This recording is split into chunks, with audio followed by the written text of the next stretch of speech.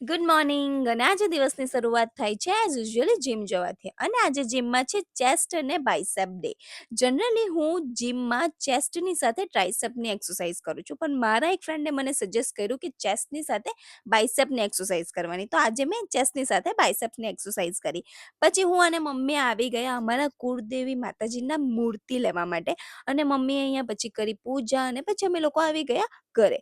પછી બપોરે હું જાઉં છું વેટ સાઇડ. હા, પાછી જાઉં છું, પણ આ વખતે શોપિંગ નથી કરવા જવાની, બિકોઝ લાસ્ટ ટાઈમ જે શોપિંગ કરીને એમાં જ મમ્મી મને એટલું ખીજવાયા છે. પણ હું આજે આવી છું એક્સચેન્જ કરાવવા માટે. એકચ્યુઅલી જે શોપિંગ કરી હતી એમાંથી એક બે વસ્તુ મને નથી ગમતી, ખબર નહીં કેમ.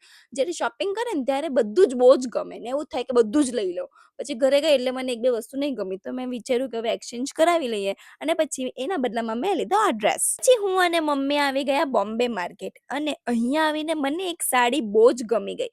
અને એ સાડી ઘરના મેરેજ હોય તો પહેરે તો જ સારી લાગે, બિકોઝ થોડી હેવી હતી, અને હમણાં તો ઘરે કોઈ જ મેરેજ નથી, એટલે મે બી નેક્સ્ટ ટાઈમ એવું વિચારીને અમે લોકોએ ખાધી પાણીપુરી.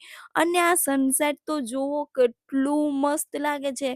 બસ તો એ જોતા જોતા અમે લોકો આવી ગયા ઘરે.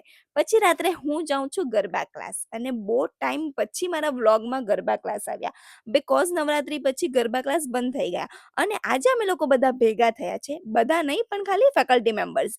બધા સાથે બહુ બધી વાતો કરી, લાસ્ટ યર્સના એક્સપિરિયન્સ શેર કર્યા, અને હા, બહુ જ જલ્દી ગરબા ક્લાસ પાછા ચાલુ થવાના છે. બસ તો એ જ બધું ડિસ્કશન કર્યું, અને બધાએ સાથે ડિનર કર્યું. પછી બધાને બાય કરીને હું આવી ગઈ ઘરે, અને એની સાથે આજનો વ્લોગ અહીંયા જ પૂરો કરીએ.